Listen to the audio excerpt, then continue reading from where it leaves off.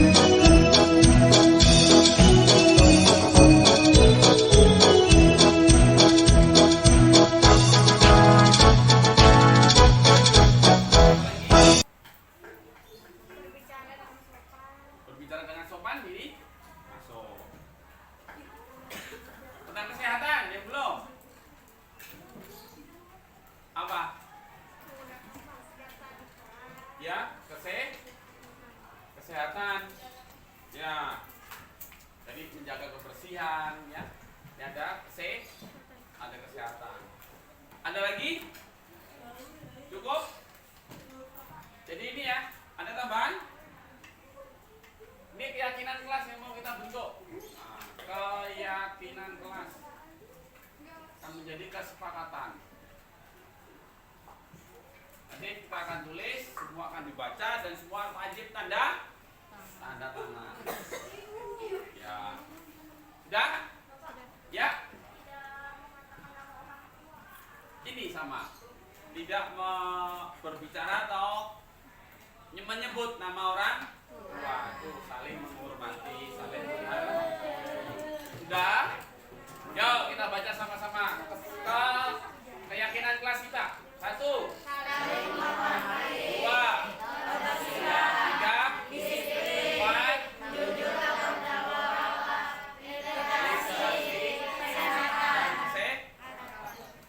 nanti akan kita buat, ya, kemudian kita tanda tangani bersama, kemudian kita tempel di dalam kelas. Setuju? Bisa dilaksanakan? Mudah-mudahan bisa. Baik, terima kasih. Itulah keyakinan kelas 6A untuk semester 2. Nanti kita buat sama-sama supaya bisa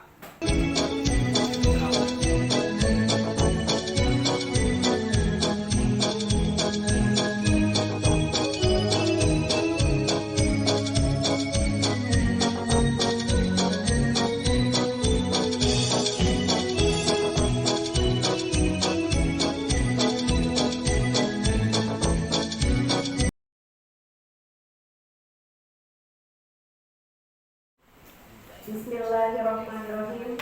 Assalamualaikum warahmatullahi wabarakatuh. Waalaikumsalam warahmatullahi wabarakatuh. Selamat siang, salam sejahtera untuk kita semuanya. Bismillahirrahmanirrahim. Assalatu wassalamu ala asrofil anbiya wal mursalin wa ala alihi wa sahbihi ajma'in, amma ba'du.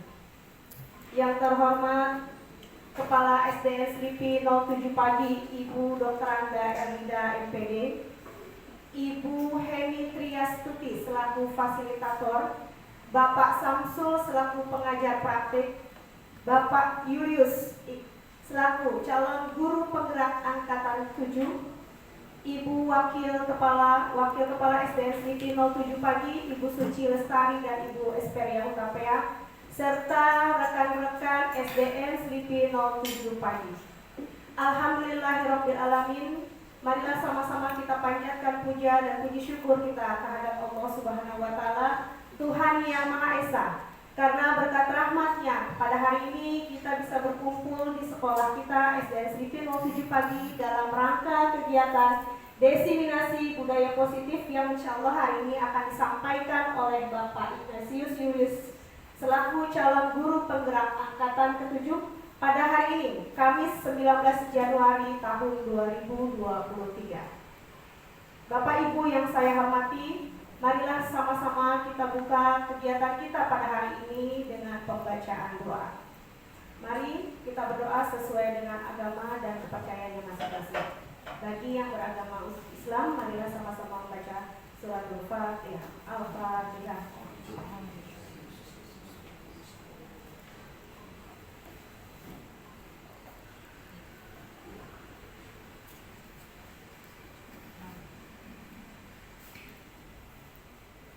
Selesai. Untuk selanjutnya yaitu sambutan. Sambutan insya Allah akan disampaikan oleh Ibu Dr. Anda MPD. Ibu Dr. Anda MPD. Kepada Ibu kami persilahkan.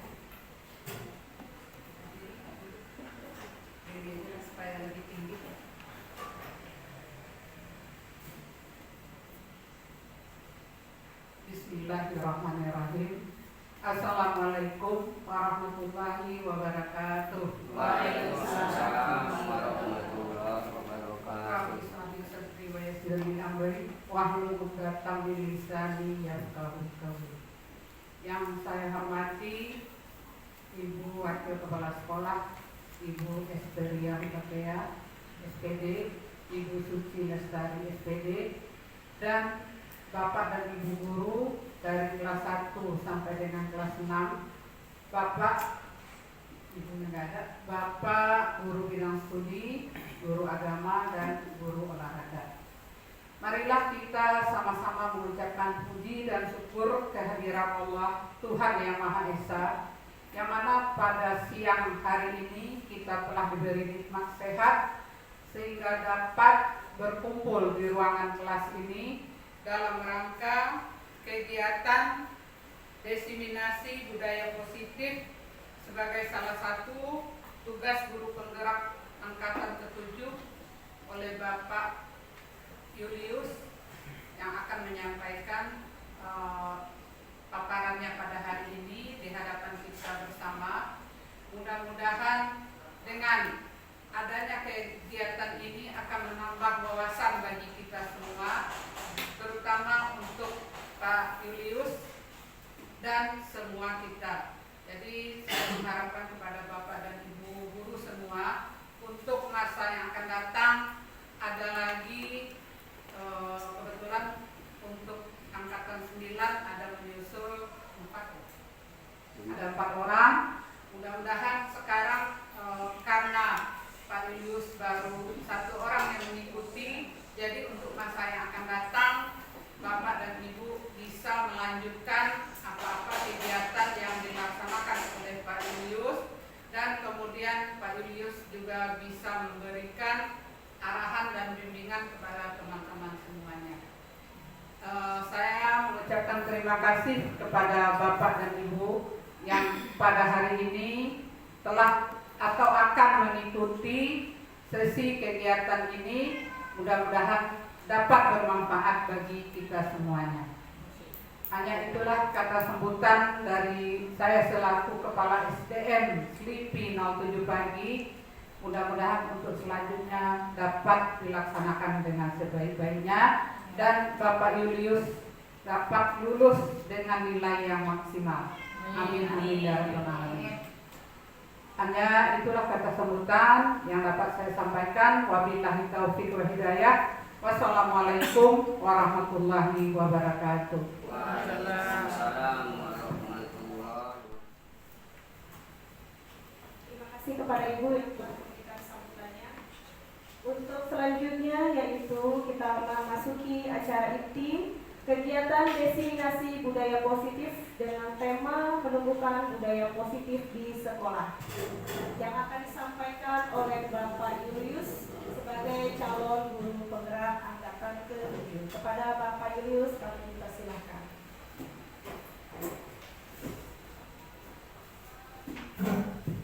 Baik, terima kasih. Yang terhormat Ibu Kepala Sekolah, Ibu Dr. Anda Erida MPD, yang terhormat Ibu Wakil Kepala Sekolah bidang kurikulum Ibu Suci Lestari, yang terhormat Ibu Wakil Kepala Sekolah bidang kesiswaan Ibu Esperia, serta Bapak Ibu guru yang sangat saya banggakan.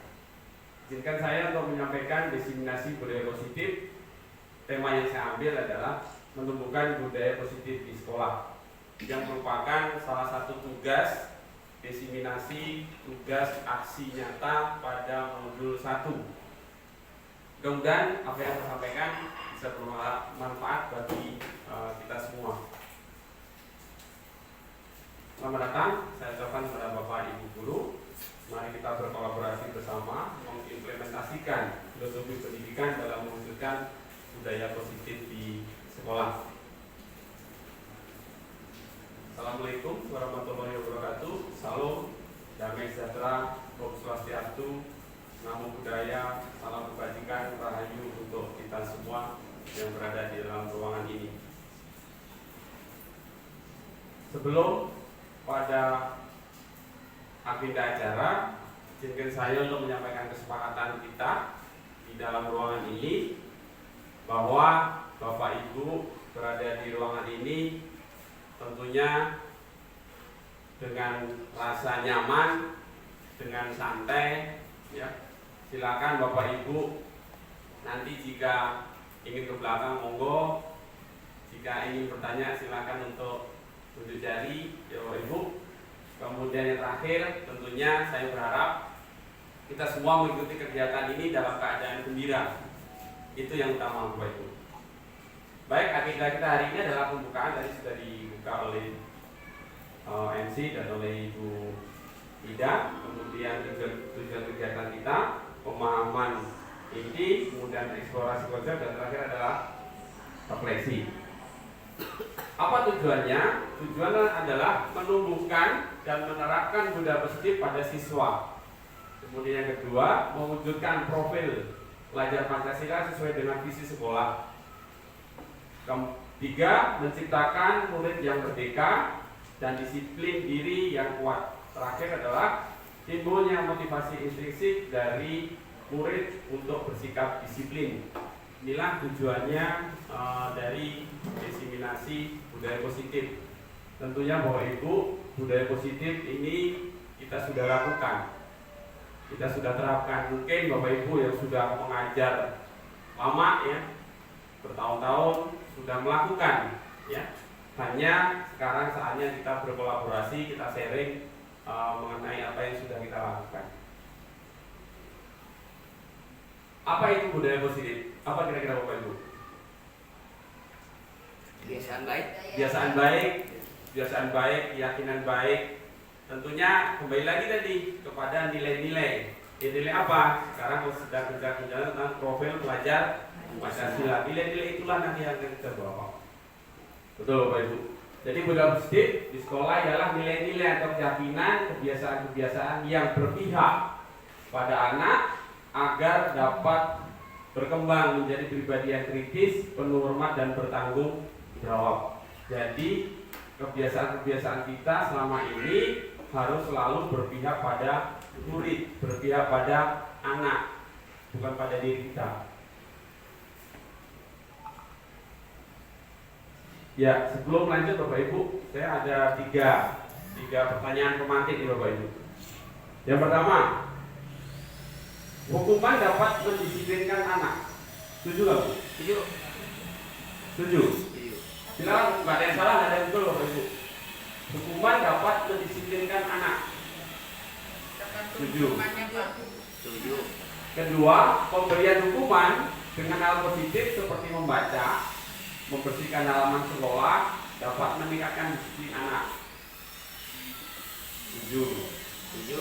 Nanti kita bahas. Setuju, Ustaz. Terakhir, memberi penghargaan dapat meningkatkan motivasi belajar. Setuju. Isi buku. Setuju Bapak Ibu? Setuju. Setuju. Baik. Nah, kita simpan jawaban tadi. Topik yang kita bahas itu ada 6 Bapak Ibu.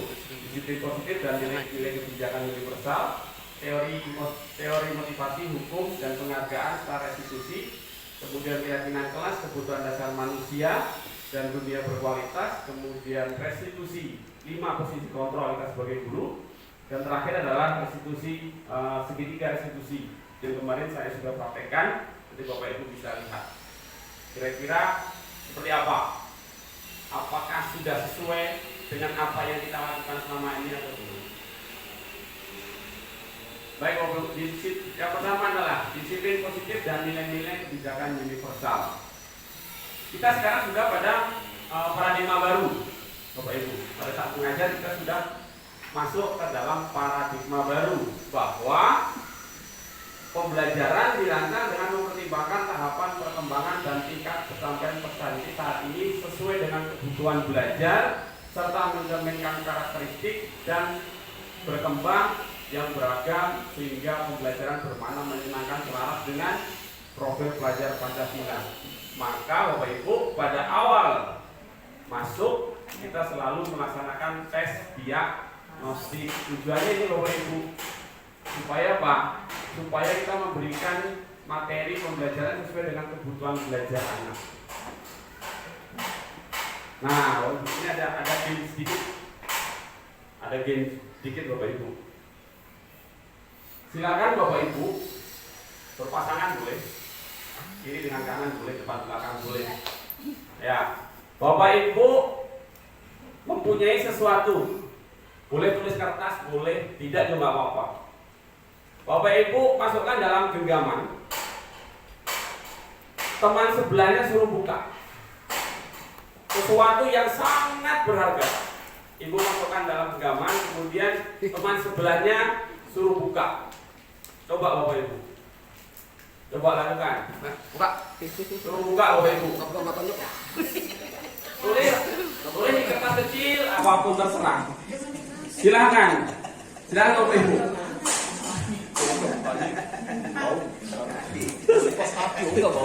Silakan Bapak Ibu. Kaca-kaca Dirayu, dibujuk, dirayu nih. Supaya cari kertas boleh berapapun berharga letakkan dalam sana. Kemudian teman sebelahnya mencoba sekuat tenaga berbagai macam cara meminta, memberikan benda tersebut, membujuk, mengancam, mengerti apa saja lah. Pokoknya tujuannya adalah bagaimana benda itu bisa sampai pindah tangan. Nah, gimana Bapak Ibu? Nangis.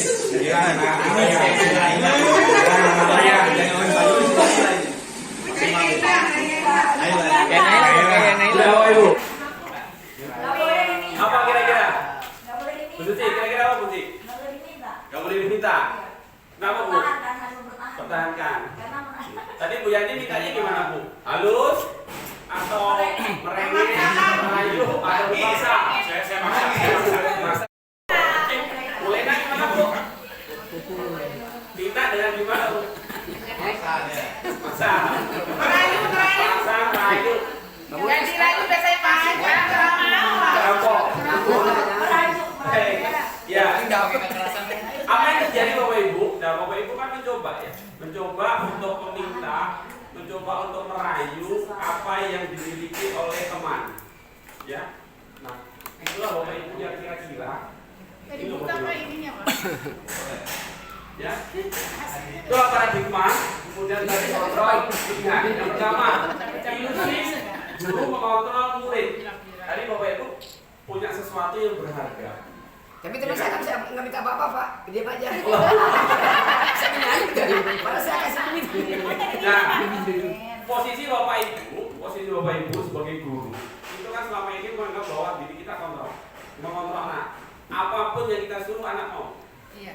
Sama seperti dalam kertas tadi yang ada di gambar. Itu adalah murid yang ada di dalam. Jadi murid punya sesuatu yang dia yakini. Berbagai macam cara ibu lakukan. Kemudian ilusi bahwa kritik membuat orang merasa bersalah dapat menguatkan karakter. Ilusi bahwa semua penguatan positif efektif bermanfaat. Tapi rayu dengan halus nggak dikasih, kasar nggak dikasih. Ya. Kemudian ilusi bahwa orang dewasa memiliki hak untuk memaksa. Bapak Ibu punya hak. Bapak Ibu guru punya hak untuk memaksa anak melakukan sesuatu yang bagi dia tidak nyaman. Melakukan sesuatu yang bagi dia tidak nyaman. Tapi tujuannya adalah disiplin. Berkaitan dengan pertanyaan yang pertama tadi. Betul nggak Bu? Ya Pak. Jadi Bapak Ibu sebagai orang dewasa mempunyai hak untuk memaksakan. Tapi anak ada dua pilihan. Melakukan tetapi tidak nyaman, atau diam tetapi nyaman. Nah, Ibu, sebelumnya yang memilih kontrol, kita mencoba mengubah agar orang berpandangan sama dengan kita. Teori kontrolnya kita berusaha memahami pandangan orang lain tentang dunia. Jadi mencoba agar pandangan orang itu sama dengan kita, maunya kita. Seperti anak tadi, maunya anak itu ya disiplin, maunya anak ngerjain tugas, tidak usah disuruh, mau kita. Bahwa kita beranggapan anak itu supaya sama. Kemudian perilaku buruk dilihat sebagai suatu kesalahan, terlambat, sebuah kesalahan. Nah, pasti dia terlambat ada sebab. Kadang-kadang, mohon maaf, kita tidak tanya sebabnya apa dia terlambat. Kemudian orang lain bisa mengontrol saya. Hanya Anda yang bisa mengontrol diri sendiri. Tadi Bapak Ibu kan punya sesuatu ya. Kalau Bapak Ibu bertahan tidak mau membuka, yang mengontrol itu kan Bapak Ibu sendiri. Walaupun dibujuk, walaupun dirayu oleh orang lain. Saya bayar 10.000 deh, 100.000 deh. Tetapi kan posisi kontrolnya ada di diri kita, bukan pada orang lain. Ya udah deh, saya kasih. Yang berikan siapa? Diri kita. Motivasinya dari siapa? Dari kita, bukan karena orang lain. Bukan karena rayuan ya? Bukan karena rayuan Pak. Dibujuk rayu. Dibujuk rayu kayak apa? Kayak seperti kalau kita tetap bertahan, saya yakin ini keyakinan saya nggak akan lepas. Posisi itulah yang akan kita bentuk pada diri anak-anak.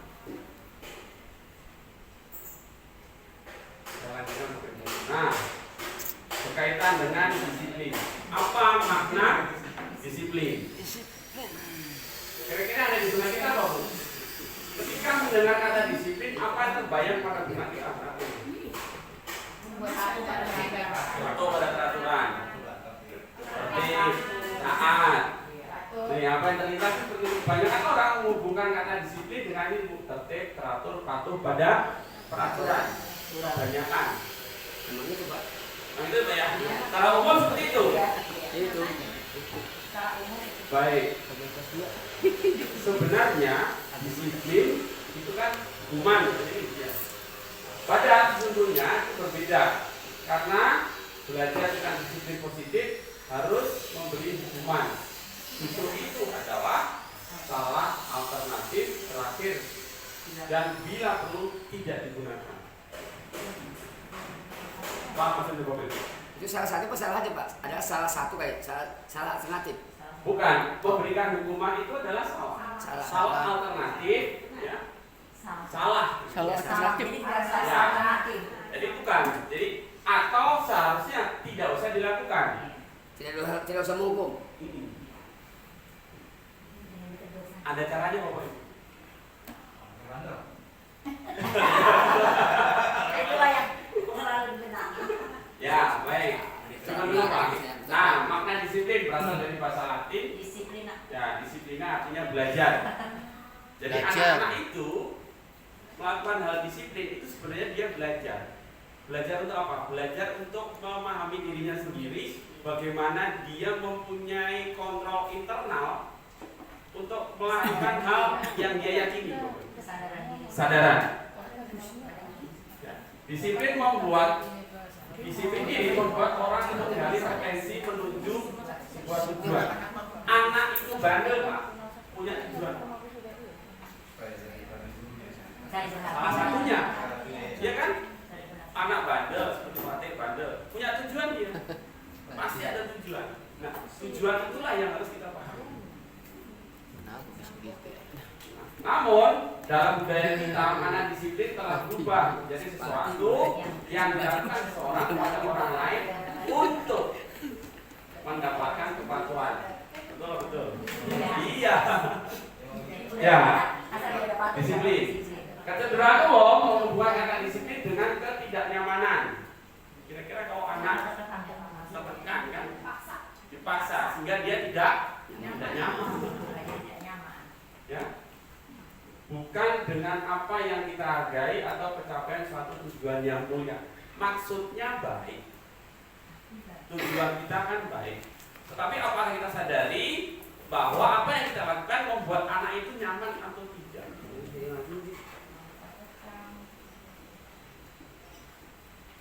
Nah, Bapak Ibu, dari Gajah Dewantara.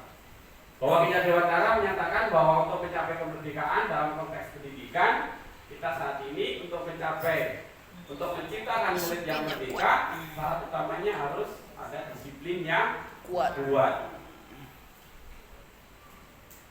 Disiplin dimaksud adalah disiplin diri yang memiliki motivasi internal, bukan eksternal. Dari dalam, kesadaran dari diri. Maka tugas kita bagaimana membentuk kesadaran internal itu muncul. Susah itu. Macam sepatu kelas 2 itu susah. Macam sepatu kelas 2 itu susah itu. Nah, itu Bapak Ibu. Tujuan kita sebagai pendidik, tujuan kita adalah menciptakan anak-anak yang memiliki disiplin diri sehingga mereka bisa berperilaku dengan mengacu pada nilai-nilai kebajikan universal dan memiliki motivasi intrinsik bukan ekstrinsik. Saya mau disiplin kalau saya mau datang pagi, kalau itu berarti kan ada eksternal. Dari eksternal Pak. Ya. Saya mau ngerjakan tugas kalau misalnya, ya. Nah, ini Bapak Ibu nilai-nilai universal salah satunya yang sedang Izin kalau berbeda itu profil pelajar Pancasila. Ada beberapa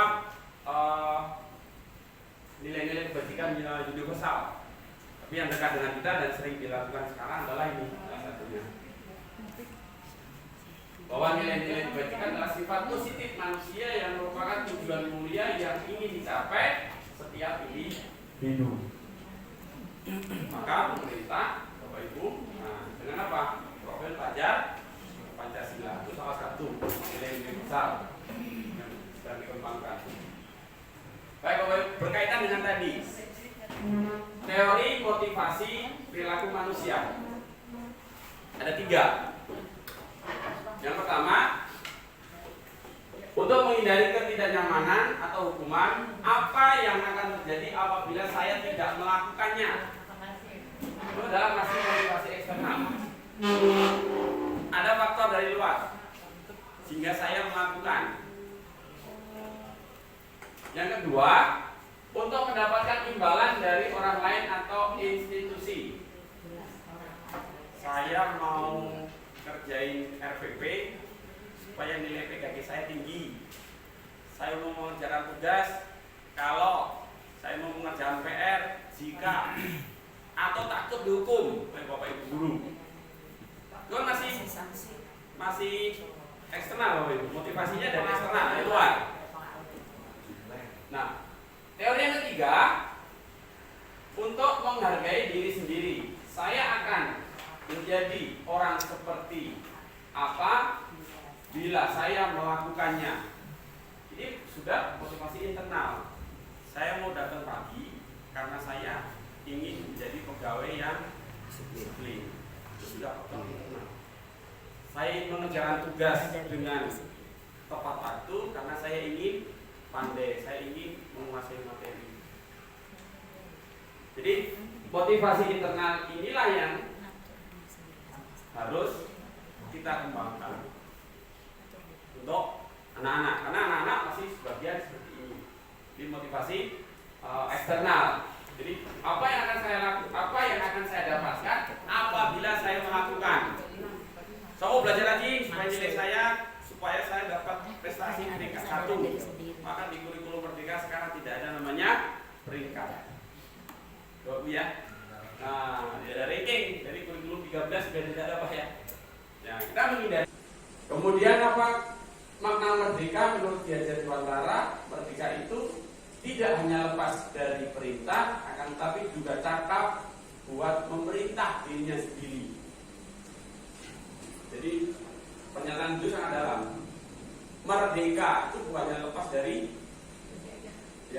perintah, tapi bagaimana memerintah dirinya sendiri untuk menjadi positif, menjadi lebih baik. Itu Ki Hajar Dewantara diambil dari buku konsep keteladanan sikap merdeka. Nah sekarang Bapak Ibu, kita refleksi Bapak Ibu. Mari kita refleksi. Silakan Bapak Ibu, kita refleksi. Mencatat 100 kali di buku kalimat saya tidak akan terlambat lagi karena terlambat ke sekolah, termasuk hukuman apa konsekuensi. Hukuman. Lari mengelilingi lapangan basket 2 kali karena terlambat hadir. Hukuman. Murid diminta push up 15 kali. Hukuman. Menggantikan kertas tugas teman yang telah dicoret-coret. Membersihkan tumpahan air di meja. Murid disuruh untuk mengenakan sepatu seharian di sekolah karena tidak menggunakan sepatu hitam. Lari mengelilingi lapangan basket 2 kali dalam 10 menit karena terlambat masuk pelajaran kedua. Kita lihat terlambat hukuman. Salah satu. Hukuman. Kemudian menggantikan kertas konsekuensi, membersihkan konsekuensi, hukuman. Tidak mengenakan sepatu seharian karena hukuman. Kemudian lari mengelilingi lapangan basket 2 kali konsekuensi. Karena lagi pelajaran Ya, dari sini udah kelihatan dulu ya.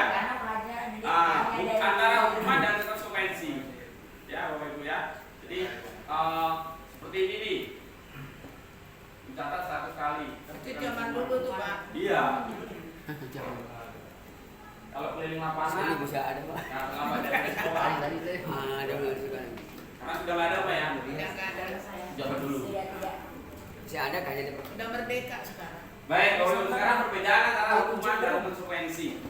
Tadi kita sudah bahas contohnya bahwa hukuman sesuatu yang menyakitkan tapi harus dilakukan. Tetapi konsekuensi sesuatu yang terjadi. Akibat. Kemudian membuat anak sakit baik fisik maupun psikis ya. Jangka waktunya lama. Ketemu Pak Eros misalnya. Ibunya dendam. Takut, kenapa? Karena telat, mendingan nggak masuk sekolah kan? Iya. Jangka panjang efeknya Bapak. Kemudian kalau konsekuensi merasa tidak nyaman tapi lebih pendek. Anak membenci kedisiplinan. Kemudian kalau konsekuensi itu menghargai disiplin. Ini ada paksaan kalau hukuman harus dilakukan. Sedangkan konsekuensi ya ada stimulus kemudian ada tanggapan. Masih soft gitu ya Bapak ya. Masih memihak pada anak. Jadi bukan strike gitu. Kemudian kondisi diri yang buruk itu ini lebih baik. Jadi kalau perasaan anak dihukum itu kalau dulu ya diri di depan, angkat kakinya yang telinga, malunya minta ampun Bapak Ibu. Sampai sekarang gue masih ingat jalan jongkok ya. Dijemur itu. Jemur. Ya. Kemudian marah, rasa bersalah, dipermalukan, merasa tidak dihargai. Jadi anak-anak kan merasa kalau dihukum gitu ya, merasa ya malu gitu ya. Beban moral ya. Bukan moral. Kalau di sini ada kehilangan hak, kemudian tidak nyaman, diasingkan. Pindah sekolah. Ya, tapi sifatnya sementara. Bahkan pindah sekolah. Tapi ya nggak pindah-pindah. Karena nggak pindah-pindah. Berarti masih nyaman ya. Ya. Baik, materi yang berikutnya Bapak Ibu tentang restitusi. Pernah dengar Bapak Ibu? Gue pengertian tuh. Pernah dengar restitusi Bapak Ibu? Belum ya? Menciptakan Yang kondisi beda-beda bagi yang saya dengar beda itu. Restitusi. Ya. adalah proses Restitusi menciptakan adalah kondisi proses menciptakan kondisi bagi murid untuk memperbaiki kesalahan mereka sehingga mereka bisa kembali pada kelompok mereka dengan karakter yang lebih kuat tanpa paksaan, tanpa faktor eksternal.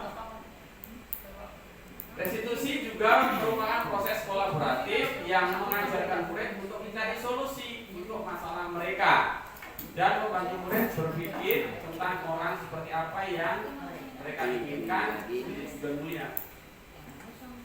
Jadi ada contohnya Bapak Ibu seperti apa sih? Ini oleh dosen tahun 2004.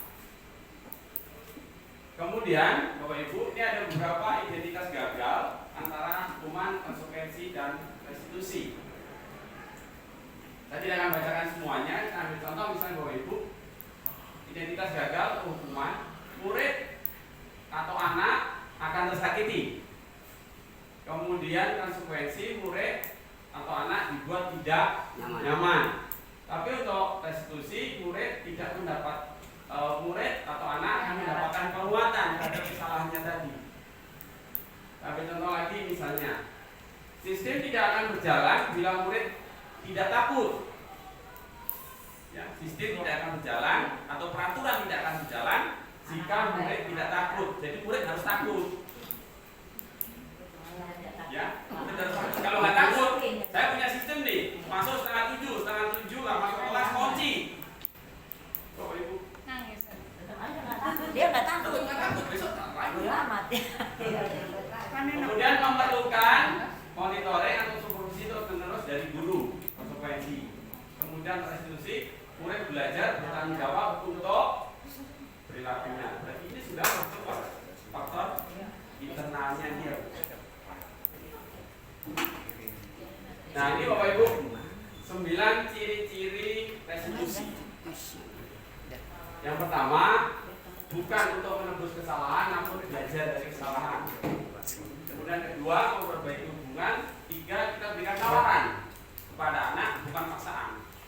Kita tawarkan. maunya apa gitu. Maunya apa? Tentunya ada rule Pak. Ya, tidak asal maunya apa. Tidak ada rule, ada ada sesuatu yang harus diyakini, harus disepakati dulu. Kemudian restitusi itu menuntut untuk melihat ke dalam dirinya sendiri.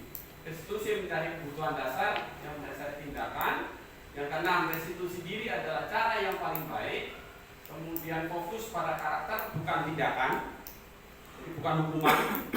Kemudian fokus pada solusi, kita berikan solusi.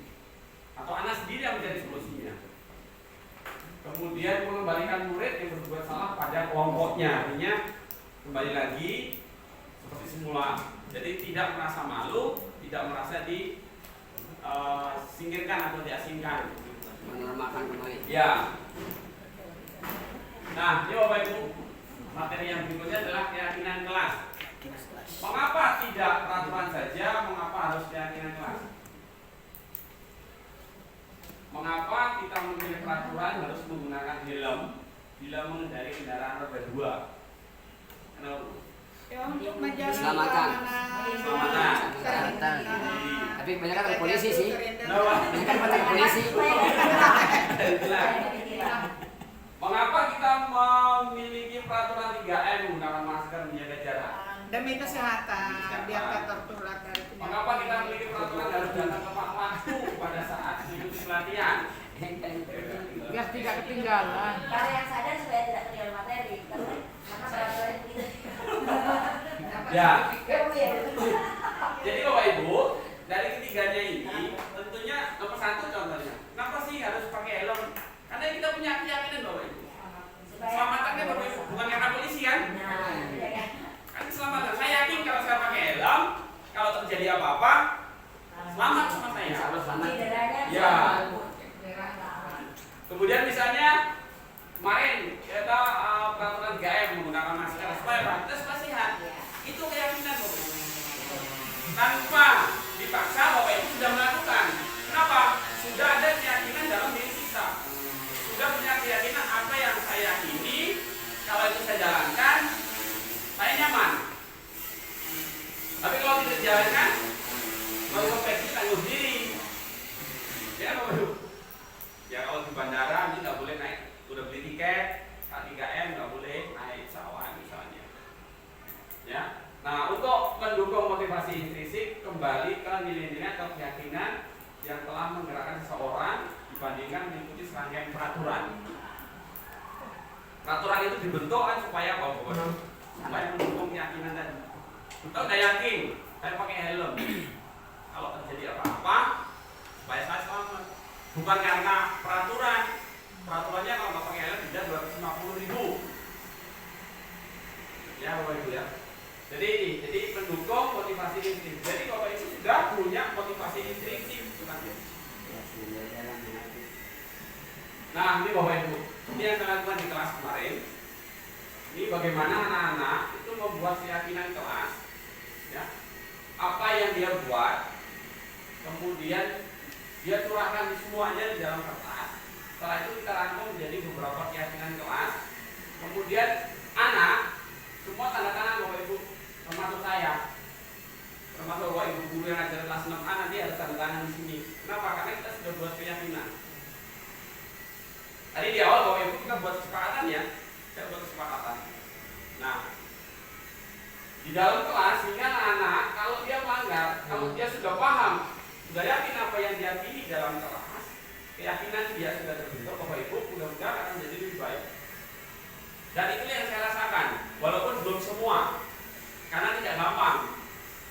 Walaupun anak-anak sudah membuat, sudah kita tanda tangan bareng-bareng, sudah kita lakukan bersama-sama pada saat pembuatan, tetap saja anak-anak ada saja. Tapi kembalikan lagi, ya, pada diri kita Masing-masing. Ya, kita selalu evaluasi Bapak Ibu. Kita evaluasi ya secara berkala. Karena keyakinan kelas ini sudah saya buat yang kedua.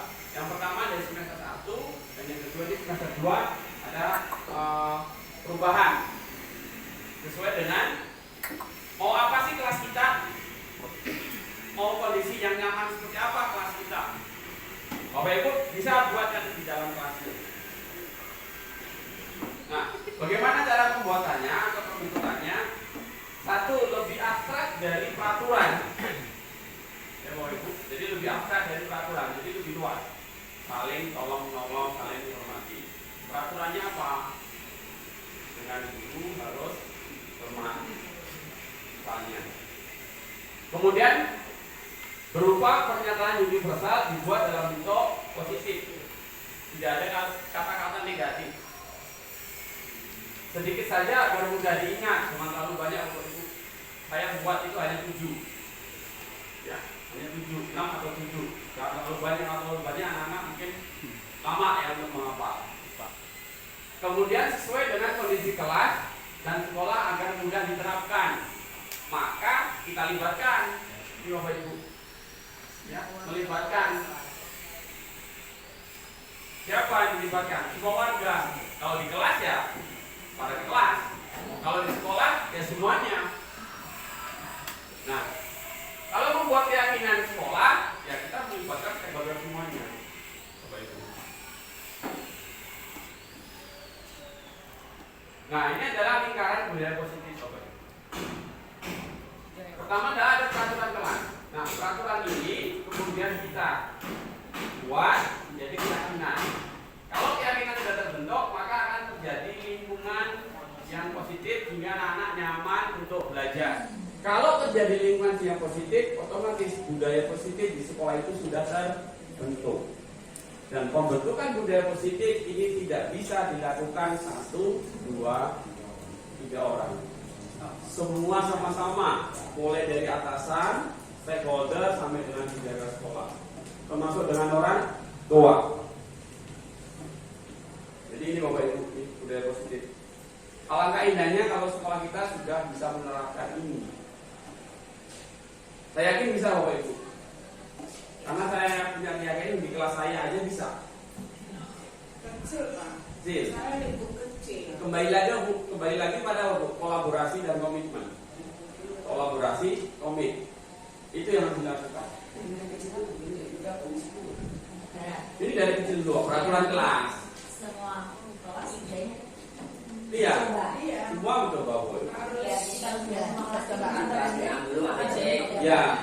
Bapak Ibu bisa mencoba nanti di kelas anak-anak untuk curah pendapat. Ya, curah pendapat anak-anak kira-kira kelas kalian mau dibuat seperti apa supaya nyaman belajar. Tunggu, kasih paper note dan tulis aja. Tinggal tempel kita pisahkan.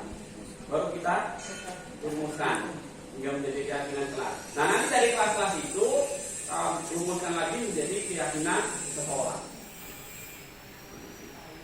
Nah, Bapak Ibu nih, ini ada peraturan Bapak Ibu. Selalu kembalikan buku di tempatnya. Itu peraturan.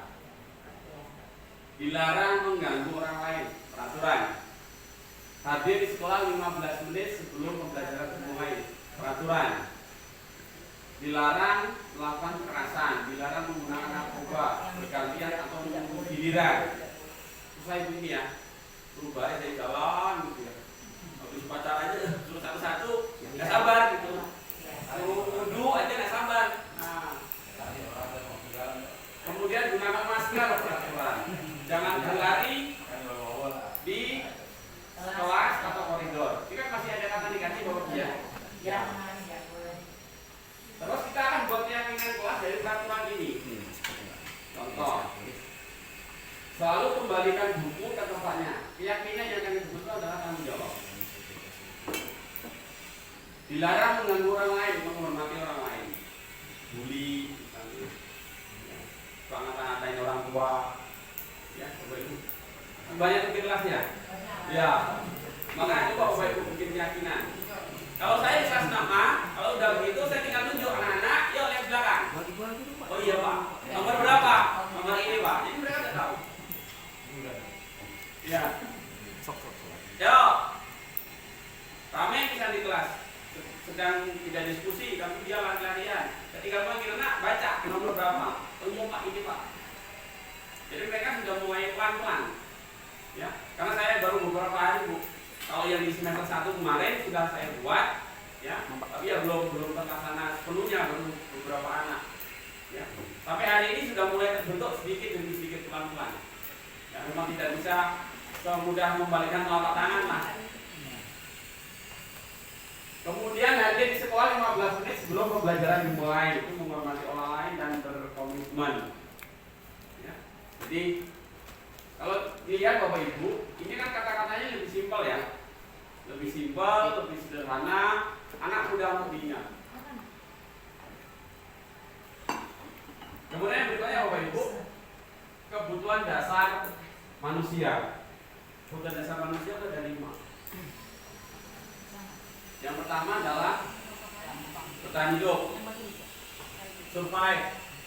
Salah satunya apa Bu? Makan, minum. Ya, itu bertahan hidup. Kebutuhan dasar manusia yang pertama. Makan, minum, itu kan kebutuhan hidup. Ya, untuk bertahan. Kemudian anak-anak juga demikian. Kemudian kesenangan. Anak-anak punya kesenangan sendiri, main apa atau senang dia. Kesenangan dia. Dalamnya Pak. Kemudian kebebasan, anak-anak suka kebebasan ya. Bebas, kemudian penguasaan. Penguasaan itu anak perlu semacam pengakuan, pengakuan dia mampu, berikan pengakuan. Oh, diakui bahwa si A ini mampu ini. Jadi merasa Senang saya sudah masuk. hargai sebagai seorang anak. Kemudian terakhir adalah kasih sayang dan rasa diterima di dalam kelompok maupun di keluarga pun semua. Nah, inilah kebutuhan dasar manusia yang selalu melekat pada anak-anak.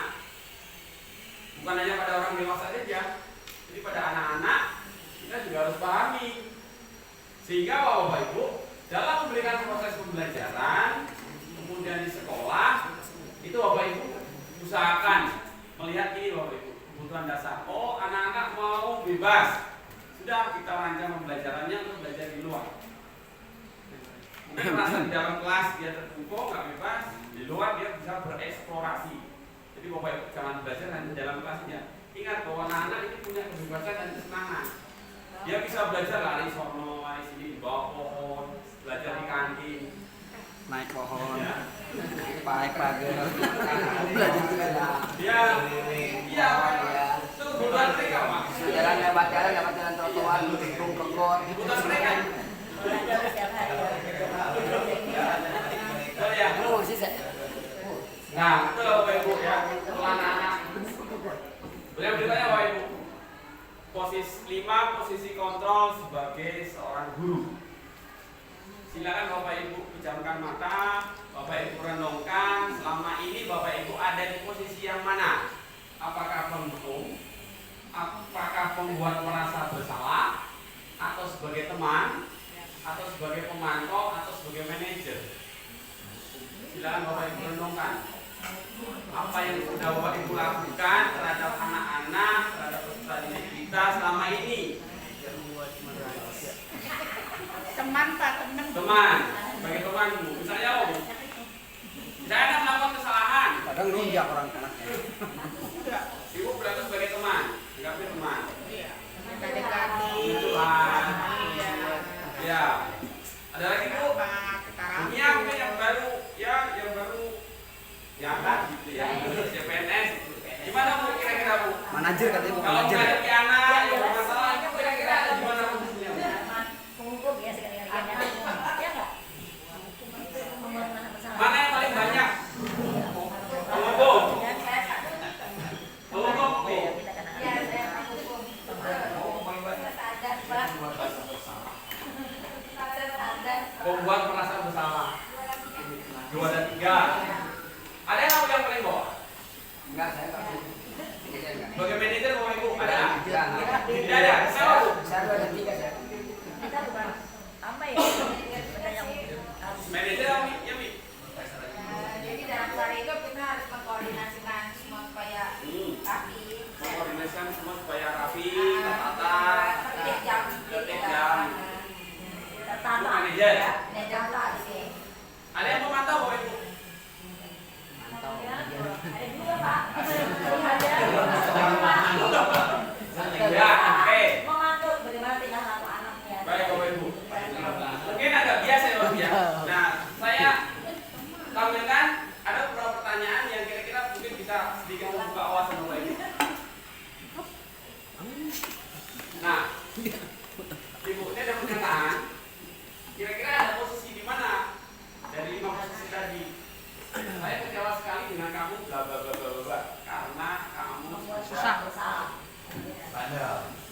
Kira-kira ini apa ibu? Salah. Kamu tidak pernah benar melakukannya. Ayo lakukan demi ibu dan bapak. Kalau tidak dilakukan, nanti ibu sama ibu kelas ditegur ini. Cari aman. Hanya apa kamu mau mendapatkan stiker bintang hari ini? Mau. Bagaimana kamu bisa menyelesaikan masalah ini? Kemudian terakhir, kamu selalu yang paling terakhir. Ada kamu dari pernyataan ini yang pernah kita lontarkan? Ada. Lalu merasa Ada. bersalah. Kira-kira paling banyak yang mana, Bu? Itu sama yang atas. Paling bawah? Ya. Tergantung dari si murid. Iya, tergantung juga nih. Kira-kira apa ya? Ada di lapangan. Ada yang seling. Nomor satu. Kamu nih. Sama kamu gitu ya. Iya. Lalet banget. Bunga kira-kira yang mana yang sering? Yang sering gitu. Ketemu anak. Katakan anak melakukan pelanggaran lah atau melanggar keyakinan kelas. Kira-kira yang mana?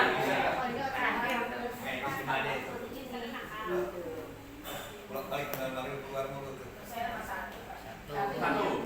Adakah yang kira-kira ini? Pernah nggak? Ada nggak pernah menyatakan ini? Bagaimana kamu bisa menyelesaikan masalah ini? Pernah. Untuk sendiri aja nggak bisa. Anak bahasanya beda. Nah, Terus kalau gini mau gimana? terus maunya gimana nih kelas? Terus gimana nih maunya nih? Terus Jadi Anda solusi kan ya? Anda sebut dari solusi sendiri. Baik, sekarang kita lihat. kamu nanya. Saya kecewa sekali dengan kamu. Memutuskan membuat orang merasa bersalah. Jadi tadi Pak Eros katakan ada anak melakukan sesuatu. Nah, ini anak merasa bersalah. Kemudian yang kedua, kamu tidak pernah benar melakukannya. Kita sebagai umum. Kemudian ayo lakukan demi ibu bapak. Kalau tidak, nanti itu bisa kepala sekolah. Disuruh teman. Ya mohon meminta, mengibalah. Ya. Kemudian apakah kamu mau mendapatkan stiker bintang hari ini? Nah itu memantau. Kenapa? Karena di data kita punya data. Oh ini anak, oh stiker ini. Siapa yang bawa sampah apa ya? Kemudian bagaimana kamu bisa menyelesaikan masalah ini? Ini sebagai manajer, Bapak Ibu. Kasih nilai aja. Dan yang terakhir, kamu selalu paling terakhir. Kamu hakimi, menghukum anak. Ada dua penghukum, Pak. Itu dari kalimatnya. Dari posisi yang dari 5 posisi tadi, yang paling ideal, yang paling bagus yang mana, Bapak Ibu?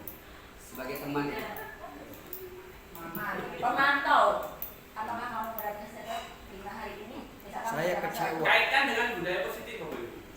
Jika mengerjakan sesuatu lebih cepat. Sebagai manajer. Jadi kita sebagai pendidik itu diharapkan diri kita itu menjadi manajer, Bapak Ibu. Sehingga kita tidak bisa sampah. direktur, Pak. Kenapa? Ingat Bapak Ibu tadi Bukan manajer itu. tentang disiplin positif. Punya uang. Artinya apa? Kalau kita memberikan hukuman itu anak akan Arab timus. merasa Arab. merasa malu, merasa Dan namanya dendam ya, Pak. lama-lama dendam. Iya. Begitu ketemu Pak Eman ingat terus. Sam gede. Lu pernah disabit sih pakai apa? Idol. Jangan. Tapi itu kenangan indah buat anak-anak, Pak. Iya. Kenangan indah. Pak Yul, apa enggak sebaiknya itu semua dikolaborasi? Semua dikolaborasi, Bu. Iya. Ini bukan hanya satu-satu ya. Bukan hanya satu-satu, maksud saya sebagai manajer gitu kan. Ya. Kadang-kadang juga kita ada sedikit Semuanya pernah dilakukan itu. Itu Kita jangan bagaimana Bu. Ini semua sebenarnya karakter dulu ada di sini semua. Iya. Sebagai karakter seorang Jadi guru ini, Bapak ada di Ibu. sini semua.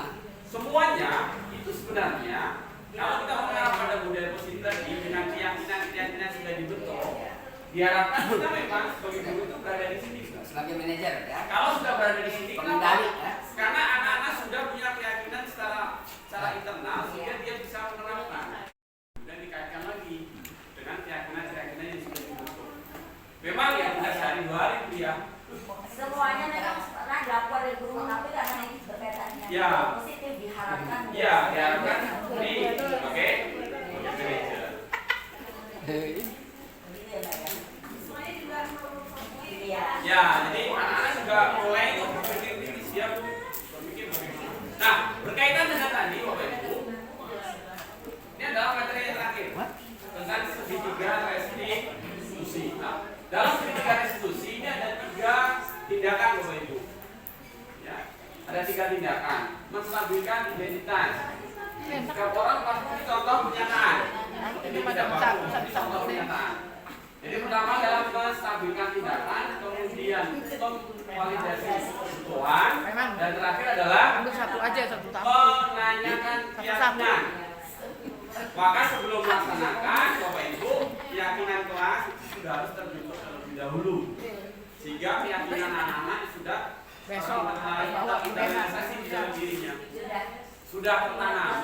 Iya, jika ada, dia sudah kembali lagi tahu apa yang harus dilakukan. Maka di sini ada contoh Bapak Ibu, menstabilkan identitas. Setiap orang pernah melakukan kesalahan. Kamu bukan satu-satunya yang pernah melakukan ini. Ibu guru juga pernah. Itu menstabilkan identitas apa yang dilakukan. Kemudian setelah itu kita validasi kebutuhan. Adakah cara yang lebih efektif untuk mendapatkan apa yang kamu butuhkan? Kemudian kamu tentu punya alasan mengapa melakukan itu. Ya terlambat misalnya. Kita tanya. Itu salah satu bagian dari validasi kebutuhan. Kemudian terakhir kalau sudah Bapak Ibu itu menanyakan keyakinan kelas. Nilai apa yang telah kita sepakati? Kemudian apa kamu ingin menjadi orang seperti apa? Kembalikan lagi kepada anak-anak, bukan kita yang menjawab. Jadi setiap ada permasalahan Bapak Ibu, setiap ada kasus diusahakan Bapak Ibu kita menggunakan segitiga restitusi. Kenapa? Karena dengan segitiga restitusi anak-anak akan merasa dirinya dihargai, merasa dirinya dilibatkan, merasa dirinya diuangke. Tidak usah diambil. Ya, jadi bukan kayak tadi Bu, kita punya sesuatu kita paksain untuk buka. Nah itulah anak-anak kita sebenarnya. Hanya mereka tidak bisa berontak saja. Karena kita punya ilusi sebagai orang dewasa untuk apa? Memaksa. Kemudian Bapak Ibu ini menstabilkan identitas untuk membuat anak merasa gagal karena berbuat salah menjadi positif. Itu arahnya Bapak Ibu. Anak salah, kemudian dia sudah berbuat, dia merasa gagal, dia merasa melanggar keyakinan, maka kita buat menjadi positif, bukan malah dia lebih down, lebih malu. Di guru berkata, berbuat salah itu hal manusiawi, tidak ada manusia yang sempurna. Bapak Ibu juga buat salah, kita pasti bisa menyelesaikan permasalahan ini dan seterusnya. Dia adalah contoh kalimat-kalimat yang menimbulkan motivasi instruksi dia untuk bangkit. Jadi anak sudah salah, jangan kita buat jadi lebih down lagi. Kita stabilkan dulu. Kemudian yang berikutnya validasi kebutuhan. Kamu bisa saja kan melakukan hal lebih buruk, tapi kamu tidak melakukan. Jadi sudah tahu itu anak terlambat. Ya, sudah anak terlambat, tapi tentunya kita bangkitkan lagi. Pasti punya alasan mengapa dia terlambat, mengapa dia melakukan pukul kemenyan misalnya. Ya.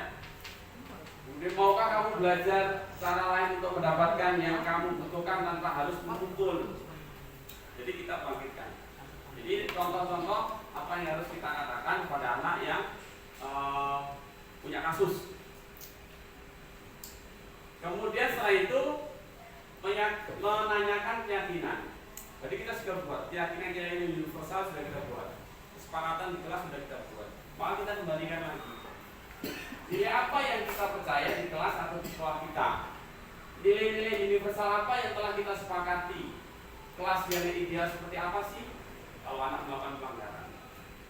Kemudian kamu ingin menjadi anak seperti apa dan seterusnya. Inilah bagaimana kita menanyakan keyakinan, mengembalikan lagi sehingga Pak anak merasa terbangun motivasinya sehingga dia kembali lagi kepada kelompoknya menjadi anak yang lebih baik, tidak minder, tidak malu, tidak merasa disingkirkan. Ini netralisir kembali ya. Iya, Pak. Jadi itu Bapak Ibu. Nah, berikut Bapak Ibu Metafisik, ada contoh Normalisasi. ya. Ini contoh yang saya lakukan kemarin.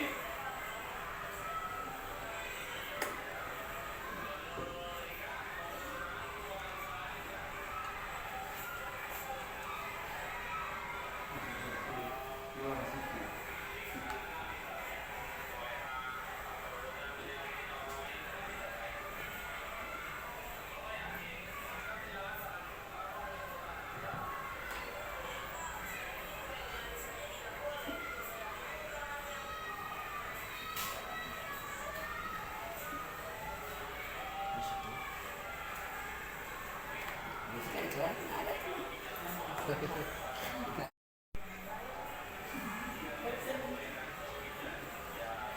Itu kasus apa? Nama Kasus siapa itu? ini kasusnya anak minjem penggaris nggak boleh isi buku.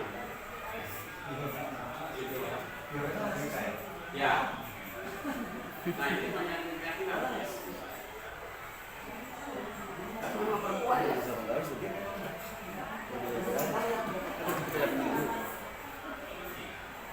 Wah, ada penampakan tadi sampai Pak Yus juga pakai.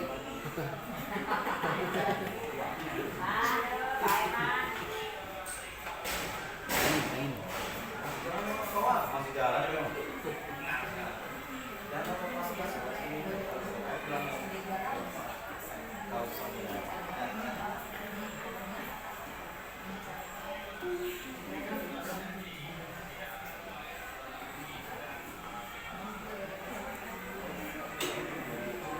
Kayak guru BB ya. Ya, Bu. Jadi kalau kita menyelesaikan masalah ya seperti ini. Ya. Kebetulan ini kasusnya saya angkat dan memang terjadi pada mereka. Jadi memang saya ambil kasus yang pernah terjadi kepada mereka, kemudian saya coba untuk carikan solusi dengan menggunakan tiga institusi dan memposisikan diri saya itu sebagai manajer. Dan memang hasilnya cukup efektif waktu itu. Ya, hasilnya itu anak-anak merasa tidak melakukan hal yang melanggar, merasa dia dimanusiakan lah, tidak merasa Tidak langsung dihakimi. ya, jadi tidak langsung dihakimi, Merasa dilindungi lah ya. ya merasa dilindungi sehingga dia merasa nyaman untuk berada di kelasnya lagi, Nggak ada beban moral. tidak ada beban moral Pak. Dan kitanya sebagai guru juga akan nyaman. Berat amat, Pak.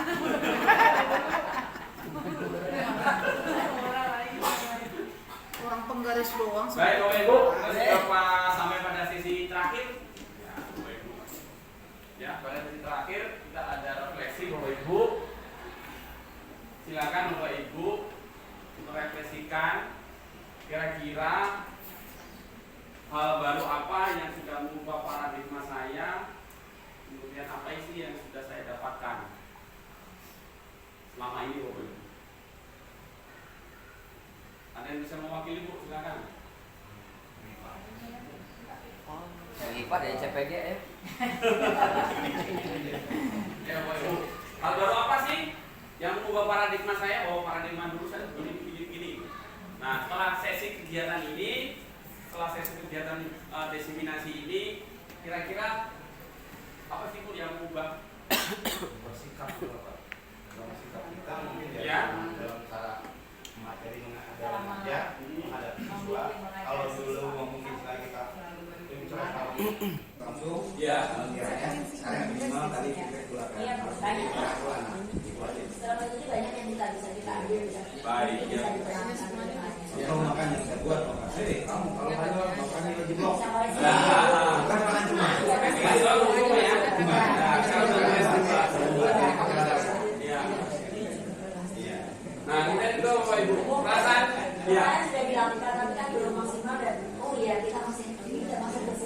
Ya. Yang kedua, Bapak Ibu, perasaan apa yang muncul selama mengikuti sesi ini khususnya mengenai makna disiplin dan motivasi intrinsik. Makna disiplin yang salah sama yang Bahwa konsep pernah lihat. Oh, konsep salah. Baik. Kemudian motivasi intrinsik, Bapak Ibu. Ya, kita motivasi, kita membangkitkan motivasi diri anak supaya mengarah pada hal-hal yang positif. Ya. Ya, memang itu tidak mudah Bu ya. Bisa katakan tadi memang ya perlu proses. Kemudian peran Among seperti apa yang saya telah lakukan selama mengikuti kegiatan ini. Among Bapak Ibu. Kita sebagai guru, tugasnya kan menuntun Bapak Ibu. Menuntun anak sesuai dengan kodrat alam dan kodrat zamannya. Jadi kalau diibaratkan kita ini sebagai petani Bapak Ibu.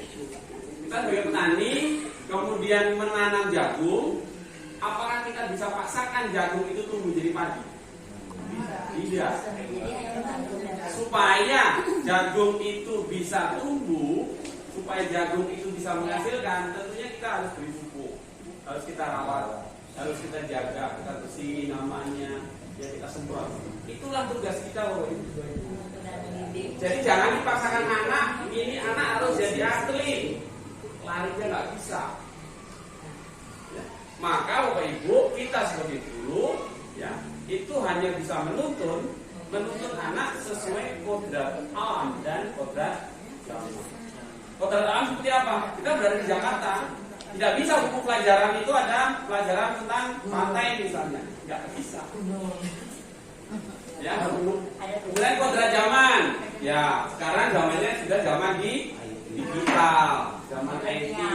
Ya kita sebisa mungkin memberikan pelajaran kepada anak-anak atau anak.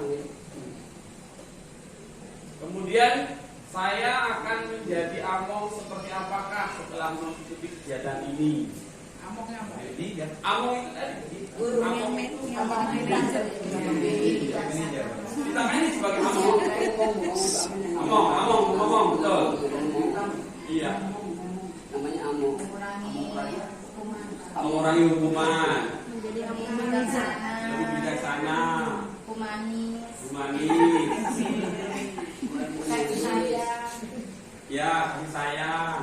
Paling tidak kita harus paham bahwa anak tadi punya berapa Bapak Ibu? 5 kebutuhan dasar ya. Kita harus pahami. Kembali lagi Bapak Ibu.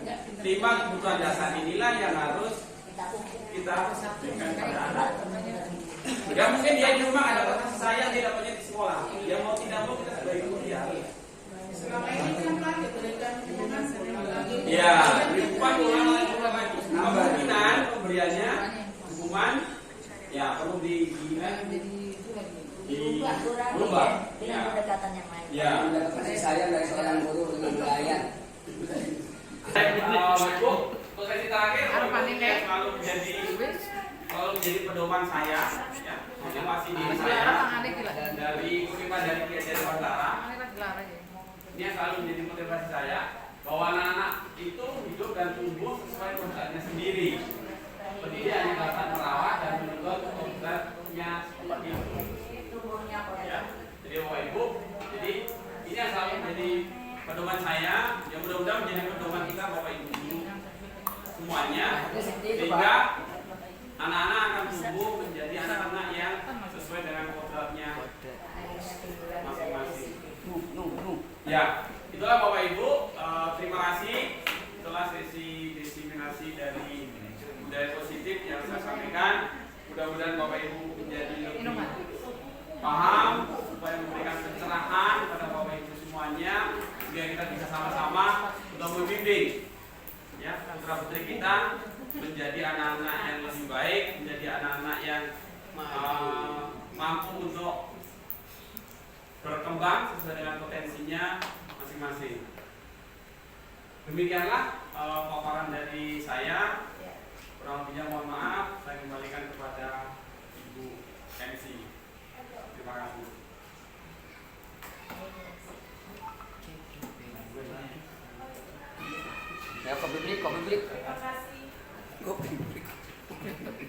Terima kasih Pak Il, banyak sekali ilmu yang harus kita dapatkan, terutama memang kita berkembang tumbuh bersama anak-anak yang memang luar biasa, banyak sekali keanekaragaman ya Pak, karakter, latar belakang yang ada di sekolah kita. Untuk selanjutnya, jika ada pertanyaan dari Bapak Ibu guru, kami persilahkan.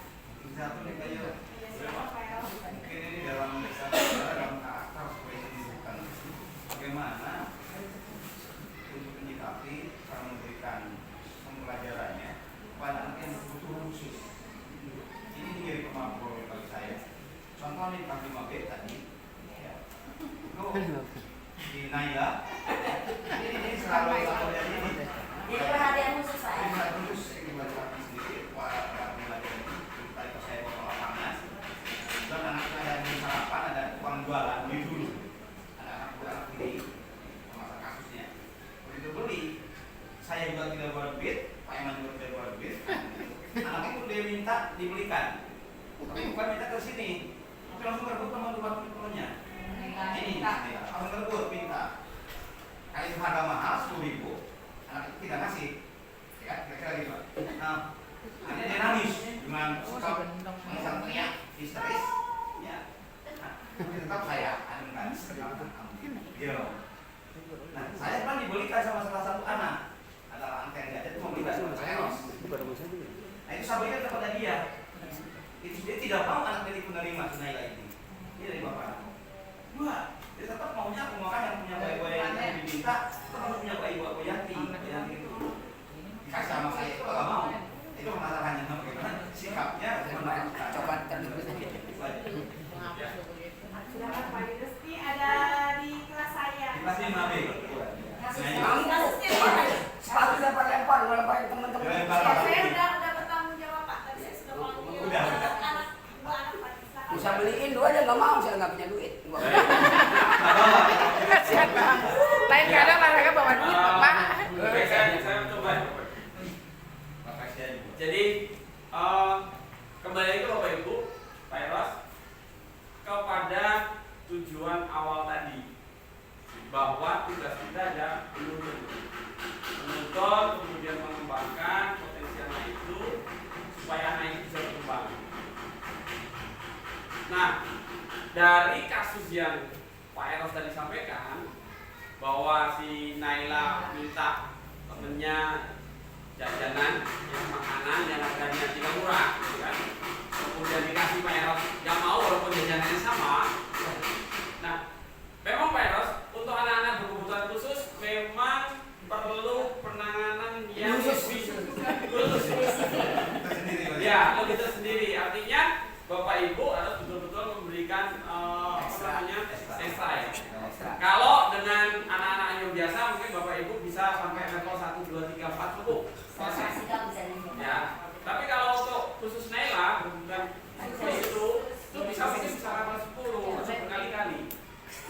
Memang tidak bisa sehari 2 hari. Semuanya tentunya tetap harus berkolaborasi antara Pak Eros, Bu Yanti sebagai wali kelasnya, kemudian orang tuanya. Ibunya tidak bisa Pak.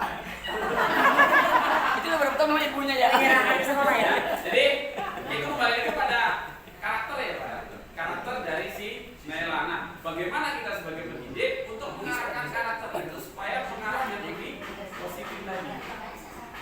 Mungkin dengan beberapa pendekatan Pak. Dengan beberapa pendekatan yang sudah dilakukan Bu Yanti, termasuk saya juga kadang-kadang sering ikut melakukan kepada Naila karena saya menjadi favoritnya dia gitu. Hilang pusatnya. Guru favoritnya Naila gitu. Saya tahu ya kan. Bahkan kelas 6 sudah request sama saya kalau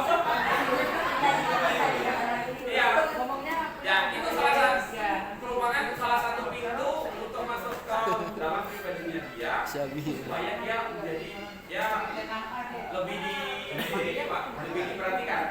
Memang salah satu itu merupakan salah satu dari 5 dasar yang dia tidak penuhi, maka dia mencari.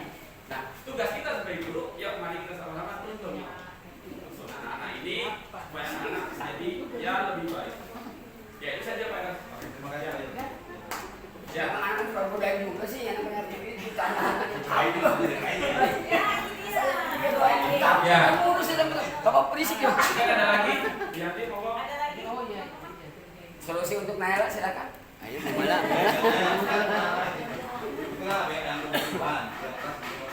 Ada lagi Samia kita punya. Samia. Oh, Samia. Tanggapan? Tapi yang mending sih. Pak Yunus hari ini. Pak Heri.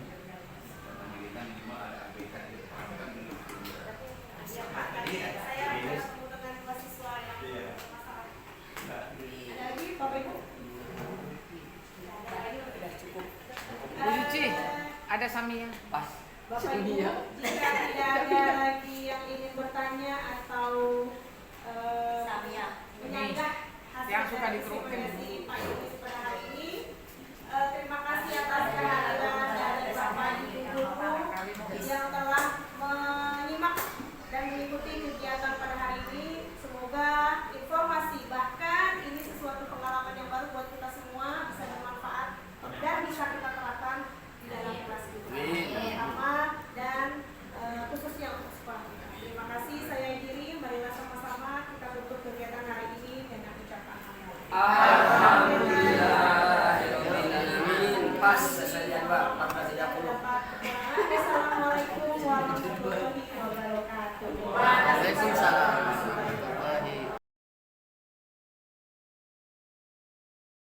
Assalamualaikum warahmatullahi wabarakatuh. Salam hebat untuk Bapak Ibu guru. Perkenalkan, saya Asih Meyanti, rekan kerja dari Bapak Julius selaku calon guru penggerak angkatan ke-7 dari SDN Selipi 07 Pagi.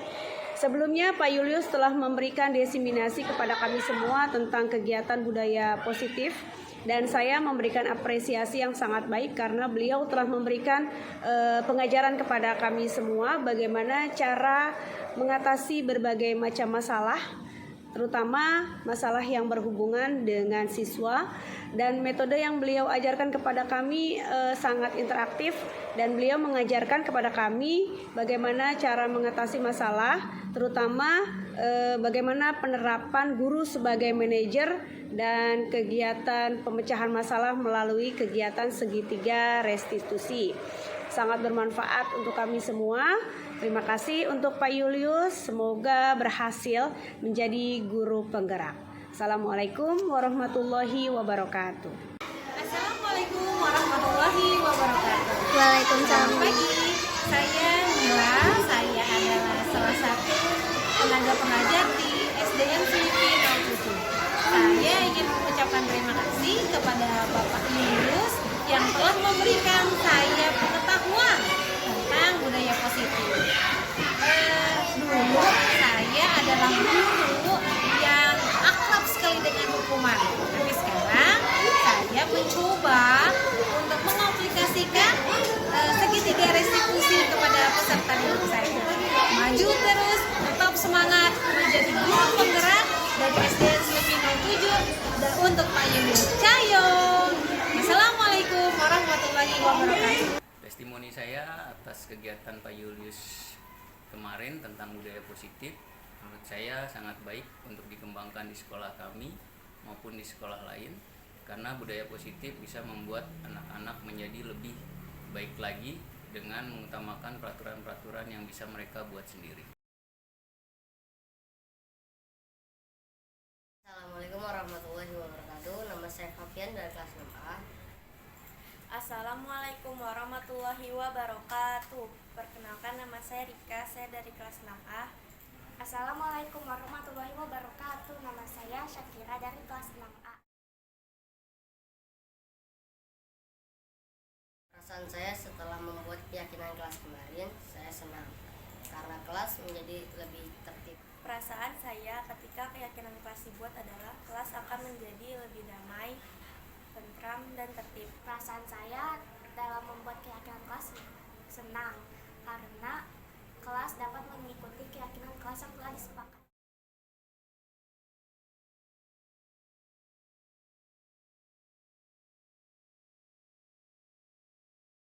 Menurut saya, keyakinan kelas sangat penting untuk dilakukan agar kelas menjadi lebih tertib dan disiplin dan juga lebih bertanggung jawab. Sekian dari saya. Wassalamualaikum warahmatullahi wabarakatuh. Menurut saya, keyakinan kelas itu sangat penting untuk dibuat. Karena dengan dibuatnya keyakinan kelas, kita akan menjadi nyaman ketika belajar di kelas dan mudah dalam mengerti atau menyerap pelajaran. Sekian dari saya. Wassalamualaikum warahmatullahi wabarakatuh. Keyakinan kelas penting dilakukan setiap kelas karena membuat kelas menjadi disiplin dan tertib. Sekian dari saya. Assalamualaikum warahmatullahi wabarakatuh.